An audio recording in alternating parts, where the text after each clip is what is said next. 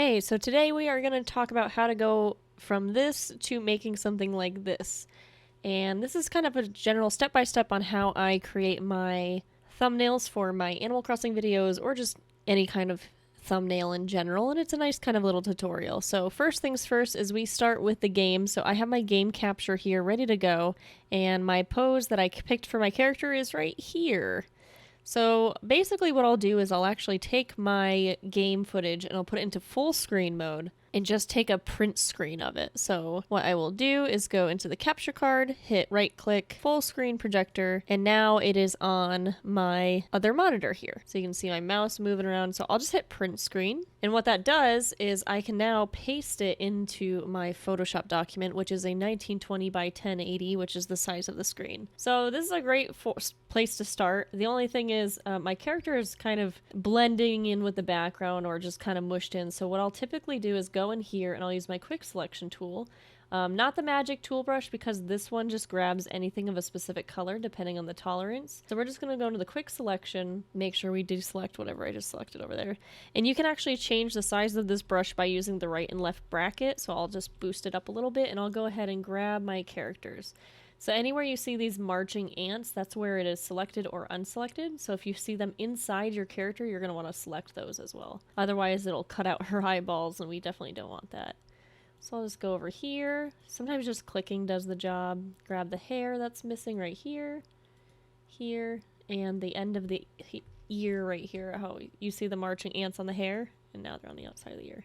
And then there's a couple missing pockets. If we don't grab these, it will cut them out, and so we want to make sure everything. And if you ever have a spot like here, you can just hold down Alt and make your brush a little smaller, and when you hold down Alt, it'll show a minus key instead of a plus key, and you can just remove that and then use the add to move it back and just kind of go back and forth. There we go. All right, everything looks good.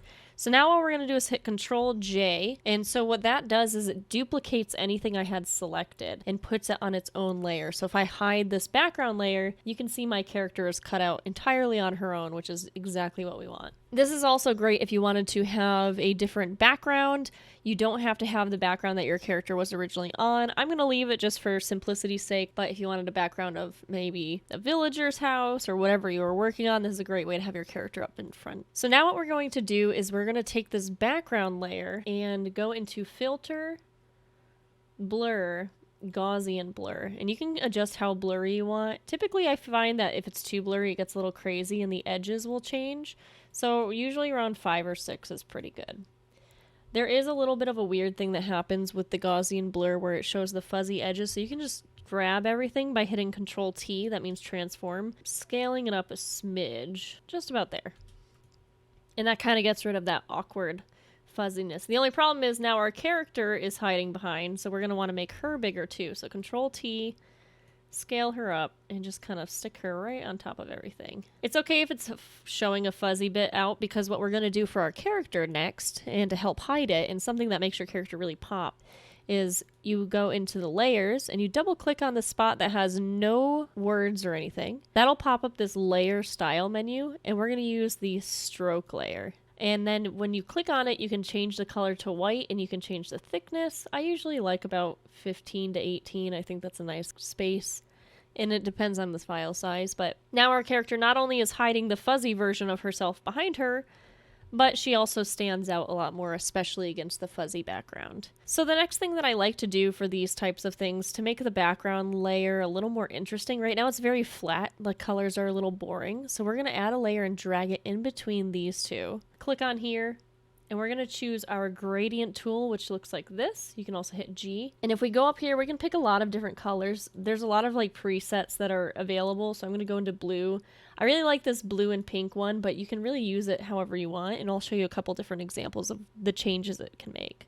So now we're going to just click and drag, and that changes it. If you click from bottom to top, you can have the colors be the opposite way. For this, I'm going to have the pink on the bottom. So the really fun thing about this is if you grab this layer and go into the layers panel, see how it says normal? If you drop this down and you go through, basically you can change the entire background to look pretty interesting. So divide basically inverts the color. hue puts the hue colors on top of everything else, so you can see the blue on the top versus the pink on the bottom. There's like tons of different things. I'm gonna probably choose overlay just because I like the difference that it makes. It still has it still looks like the background, but it pops out a little bit more. And you can always change the opacity to be down a little bit or more. I'm going to keep it 100% though. Just to get a couple of other examples of what different kind of environments we can make here, let's go back into here and pick something a little bit more red. Here's some reds. We'll go from 3 color gradient here.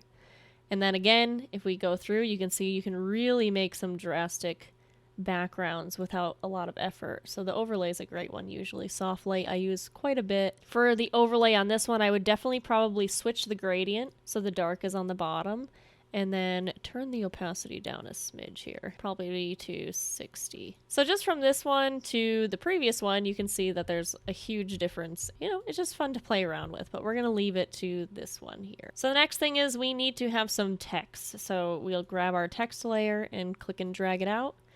I really like using fonts that are really bold, and a lot of times I'll use caps lock. So if you use a font that has big, bold, and sans serif, meaning there's no little edges on it, that's a really great way versus if you picked something like this and didn't use caps, you might have a harder time seeing it. And what you want for thumbnails is for it to really pop out. So let's say we picked something that was a little more normal looking. You're not really going to read this one as much as this one, especially when we start adding some stuff to make it pop out of the background. It's great to use smaller and thinner fonts when you have less important text on the screen, but for this purpose we want it to be big and bold. So I'm going to use Moonget, which is actually a Mario Odyssey font that I found on dafont.com, but there's tons of other really, really great big fonts that you can use. And so I'm going to double click on it like we did with our previous layer, and we're going to just go to drop shadow, and you can change the color. I usually pick really dark color, so I'll go ahead and mouse over the background. You can color pick different areas in the background. So if I want yellow, but I usually try to pick the darkest spot and then hit OK. The opacity at 64 is pretty good. You can change the angle of your shadow itself. Distance is how far the shadow is from your font. I usually keep it pretty close. And then spread is how wide your shadow will be. And then the size of it is how soft it spreads out. So usually probably around here. It's really up to you how much you want it to pop out. This is for a giveaway. So I found the items that we gave away right here.